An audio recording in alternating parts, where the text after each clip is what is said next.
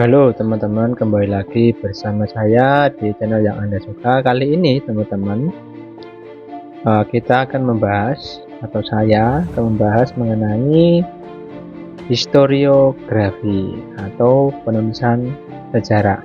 Nah, penulisan sejarah ini merupakan salah satu hal yang penting di mana dalam ilmu sejarah sebagai tahap akhir atau dalam metode sejarah itu sebagai tahap akhir ketika kita sudah melakukan pengumpulan sumber, kemudian verifikasi sumber, kemudian kita tafsirkan. Nah, untuk tafsirnya itu nanti berbuah atau berbentuk tulisan, itu namanya penulisan sejarah. Gitu. Lanjut ya teman-teman ya. Oke, kita lanjutkan pengertian historiografi. Nah, teman-teman, historiografi ini memiliki berasal dari bahasa Yunani, yaitu historia yang artinya sejarah dan grafia yang artinya penulisan. Singkatnya, historiografi adalah penulisan sejarah. Oke, kita lanjutkan. Historiografi. Nah, ini ada contohnya ya teman-teman. Kisah-kisah pewayangan atau cerita Rama Sinta dan Anoman adalah contoh dari historiografi. Historiografi sendiri adalah tulisan sejarah. Oke, kita lanjut. Dan ini ada jenis-jenis historiografi. Yang pertama ada historiografi tradisional. Yang kedua ada historiografi kolonial. Yang ketiga ada historiografi nasional, dan nanti ada lagi historiografi modern gitu ya. Oke, kita lanjutkan mengenai historiografi tradisional. Historiografi tradisional merupakan penulisan sejarah yang umumnya dilakukan oleh para sastrawan atau pujangga keraton dan bangsawan kerajaan. Sedangkan dari segi karakteristiknya, historiografi tradisional bersifat kultural dan politis serta belum menggunakan metode ilmiah dalam penyusunannya, sehingga unsur subjektivitas penulisnya sangat tinggi. Seperti itu ya teman-teman. Oke, kita lanjutkan. Ciri-ciri historiografi tradisional. Yang pertama ada sudut pandang penulisannya berbentuk istana sentris. Yang kedua, tujuan penulisannya sebagai alat legitimasi raja. Yang ketiga, terdapat rasa anakronis atau ketidakpastian keterangan waktu. Yang keempat, banyak mengandung unsur mitos. Yang kelima, bersifat regiosentris atau kaya akan unsur kedaerahan. Nah teman-teman, historiografi tradisional berkembang sejak masa kerajaan Hindu dan Buddha sekitar abad ke-14 Masehi hingga masa kerajaan Islam pada awal abad ke-20 Masehi. Oke, kita lanjutkan ya. Nah, kemudian kita bahas lagi, kita rincikan lagi ciri-cirinya tadi. Yang pertama, sudut pandang penulis bersifat istana sentris. Maksudnya begini ya teman-teman ya. Dalam penulisan sejarah atau historiografi, fokus kajian berorientasi atau bertujuan pada kehidupan raja atau keluarga bangsawan yang berkuasa pada waktu itu. Hal inilah yang menjadikan penulisan sejarah istana sentris menyorot bagaimana kondisi di dalam istana, kebijakan-kebijakan seorang raja atau pejabat kerajaan, dan tidak menyorot kehidupan masyarakat di luar istana. Kemudian yang kedua ya tadi ya, kita perdalam lagi, bertujuan untuk sarana legitimasi seorang raja atau penguasa. Nah ini maksudnya begini, dalam penulisan sejarah tradisional memiliki tujuan sebagai legitimasi kekuasaan seorang raja atau penguasa. Maksudnya penulisan sejarah itu nantinya dapat memperkuat posisi raja yang dituliskan dalam narasi sejarahnya, misalnya dalam kitab Pararaton dan beberapa prasasti seperti Yupa peninggalan Mulawarman dari kerajaan Kutai di Kalimantan Timur. Seperti itu ya teman-teman ya. Oke, kemudian terdapat rasa anakronis atau ketidakpastian keterangan waktu. Nah, ini maksudnya begini teman-teman, dalam pembabakan waktu biasanya kurang pasti dikarenakan banyak sekali sumber sejarah yang minim keterangan waktunya gitu, atau banyak sekali dalam historiografi tradisional itu waktunya belum diketahui. Oh, ini maksudnya bagaimana, masih belum tahu atau masih menjadi misteri gitu ya. Oke, kita lanjutkan. Nah, banyak mengandung unsur mitos. Nah, maksudnya begini ya, jadi dalam penulisan sejarah tradisional seringkali dimasukkan unsur-unsur magis atau di luar nalar yang dilakukan oleh penguasa. Misalnya narasi dari prasasti Ki Arutoyo mengenai Raja Punawarman, yaitu raja dari Taruma Negara gitu. Oke, kita lanjutkan. Kemudian selanjutnya bersifat regiosentris atau kaya akan unsur kedaerahan. Maksudnya dalam penulisan sejarah biasanya atau penulisan sejarah tradisional biasanya ada kaitannya dengan kebudayaan setempat atau asal dari historiografi tersebut berasal. Bisa diambil contoh mengenai kitab Pararaton, kitab Negara Kartagama, cerita Ramayana, Mahabharata yang di dalamnya terkandung unsur-unsur kedaerahan. Seperti itu ya teman-teman. Oke, selanjutnya kita masuk ke ciri-ciri historiografi era klasik Hindu dan Buddha di Indonesia ya. Yang pertama ini teman-teman, ada beberapa ciri-cirinya yang bisa teman-teman lihat ya. Yang pertama, karya yang dihasilkan berupa terjemahan dari naskah-naskah dari India. Nah, karena memang agama Hindu dan Buddha ini berasalnya dari India, maka tidak terlepas dari kebudayaan India gitu ya. Yang kedua, bersifat religio magis. Nah, ini. Kemudian yang ketiga, bersifat istana sentris. Nah, ini contohnya banyak sekali. Dan ini ada beberapa yang saya contohkan di sini ya. Contoh historiografi masa Hindu dan Buddha adalah kitab Mahabharata dan Ramayana, kitab Pararaton, kitab Negara Kartagama, Babat Aryatabanan, Babat Tanah Jawi, dan lain sebagainya. Kemudian kita masuk ke historiografi masa Islam. Nah, ini ciri-cirinya. Yang pertama, masih mengandung unsur mitos. Nah, kemudian yang kedua, sudah mengenal unsur kronologi. Yang ketiga, bersifat etnosentris. Nah, seperti itu. Contohnya ini, contoh historiografi masa Islam adalah Hikayat Raja-Raja Pasai, Hikayat Aceh, Babat Demak, Babat Tanah Jawi, dan Babat Giyanti. Nah, selanjutnya kita masuk ke historiografi kolonial. Nah, apa itu teman-teman yang dimaksud dengan historiografi kolonial itu? Nah, historiografi kolonial adalah penulisan sejarah yang berkembang pada masa kolonial Belanda sejak abad ke-17 Masehi hingga pemerintahan Hindia Belanda abad ke-20 Masehi. Fokus utama historiografi kolonial adalah kehidupan warga Belanda Eropa di Hindia Belanda karena ditulis oleh orang-orang Belanda atau Eropa. Tujuannya penulisan tersebut untuk memperkuat kedudukan mereka di Indonesia atau dulu namanya Hindia Belanda seperti itu ya. Oke, kita lanjutkan ya. Nah, ini ciri-cirinya teman-teman, ciri-ciri historiografi kolonial. Yang pertama, sudut pandang penulisannya adalah Netherlandocentris atau Eropa sentris. Yang kedua, tulisannya bersifat subjektif pemerintah kolonial.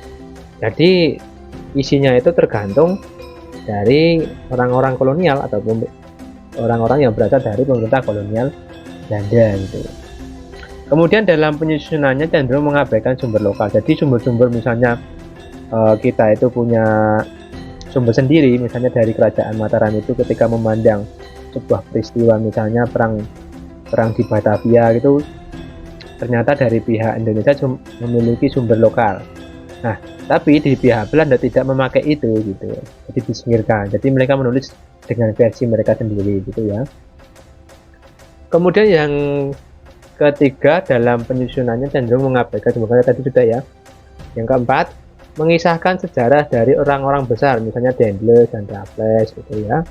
Dendles itu yang menjadi pejabat yang memerintahkan untuk membangun jalan Anyer sampai Panarukan, dan Raffles yang istilahnya berhasil menulis buku-buku yang bersejarah seperti Historia Java, perang dengan Kesultanan Yogyakarta, dan lain sebagainya. Itu Rafflesia bisa menemukan bunga Rafflesia, mendirikan kebun raya Bogor. Nah, itu tokoh-tokoh besar pada waktu itu dan sampai sekarang masih dikenang. Kemudian yang kelima, tulisannya bersifat diskriminatif terhadap rakyat Hindia Belanda, jadi sangat memojokkan orang-orang Hindia Belanda atau orang-orang Indonesia pada waktu itu, atau orang-orang lokal. Kalau orang Belanda sebetulnya menyebut orang lokal itu inlander gitu ya, atau pribumi gitu.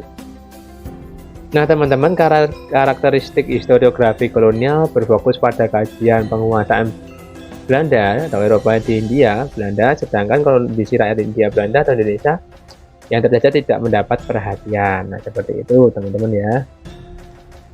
Oke, ini beberapa contoh, teman-teman bisa teman-teman lihat mengenai contoh-contoh dari historiografi kolonial atau tulisan sejarah pada masa kolonial.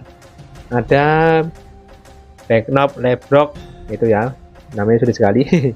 Mohon maaf ya. Nederland Oost-Indisch karya A.J. Eijkman dan F.W. Stapel.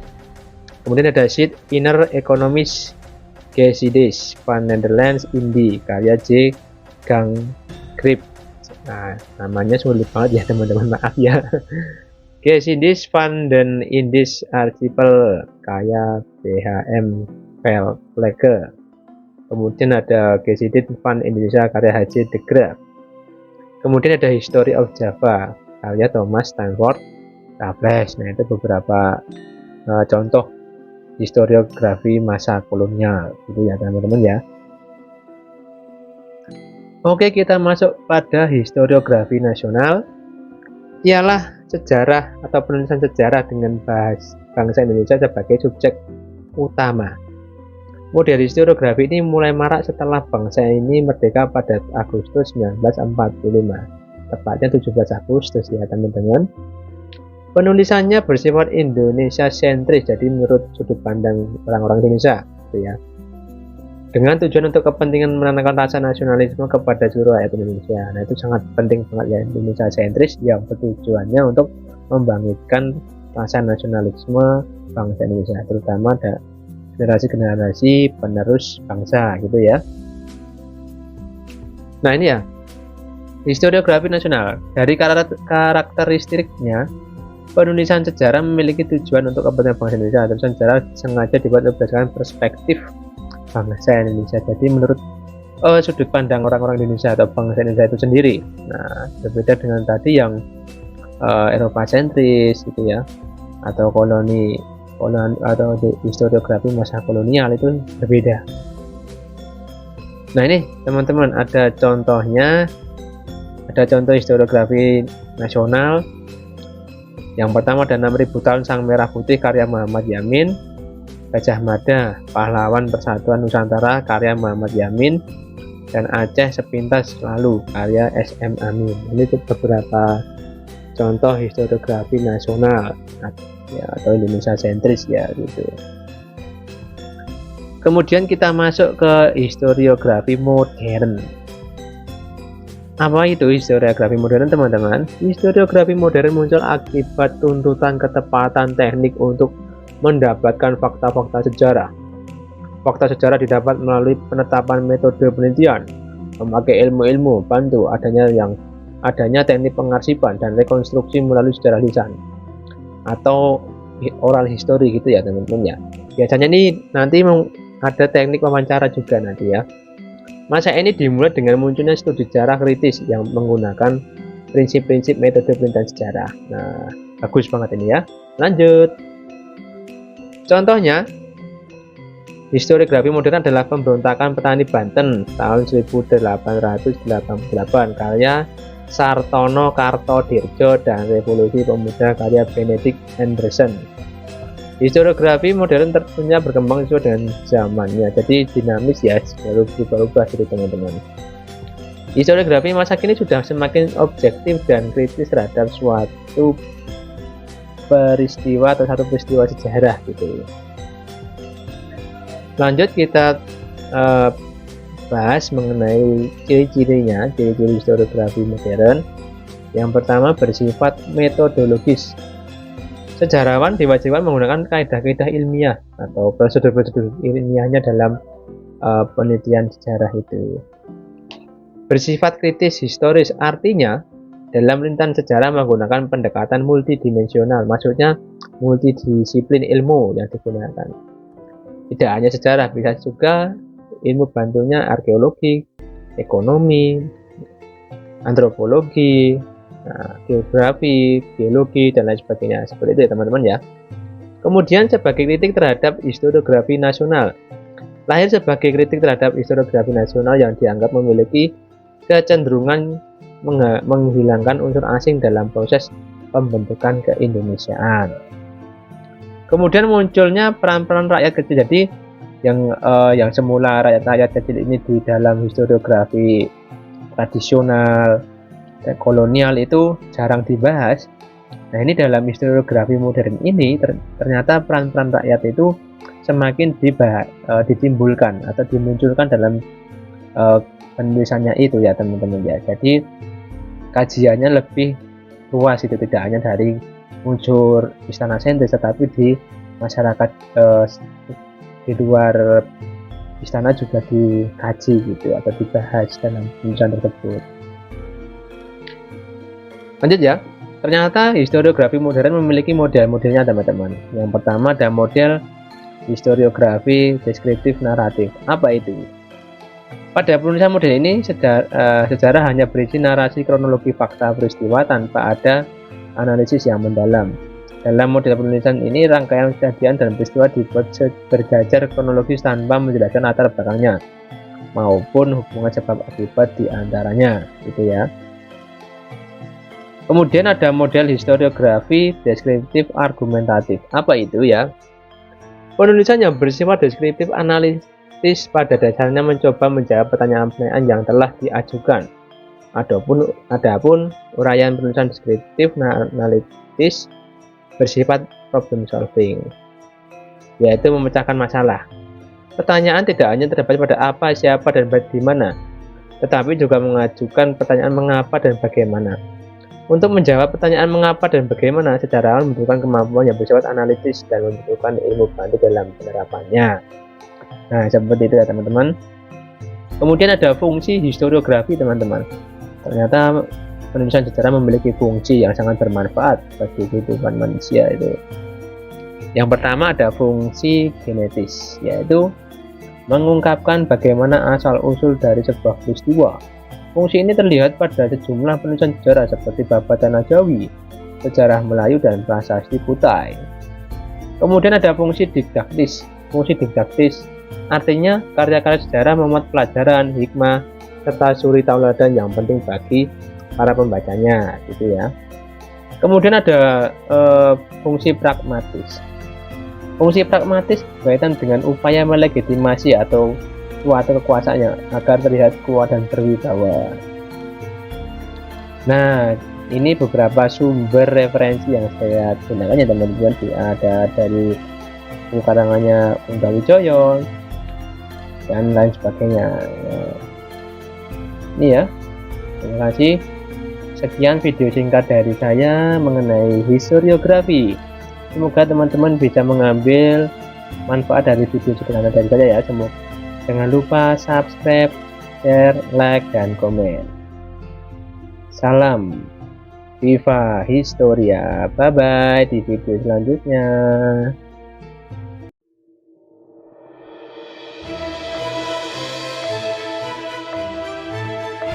Apa, Vin? Iya. Kita ke arah ini, susukan. Gelap sih. Backlight.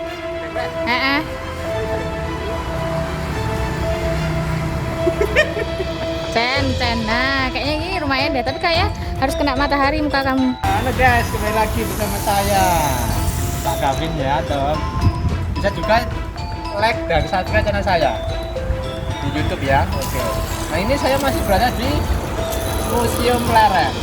Museum Pleret ini merupakan salah satu museum di mana kita bisa belajar mengenai Keraton Pleret masa era Mangkurat I. Ya, di sini banyak sekali peninggalannya. Di sana ada apa? Di sana ada sumur Gumiling. Gumuling. Eh? Gumuling. Gumiling. Gumiling. Ganti-ganti nama. Angin loh. Telepon kok.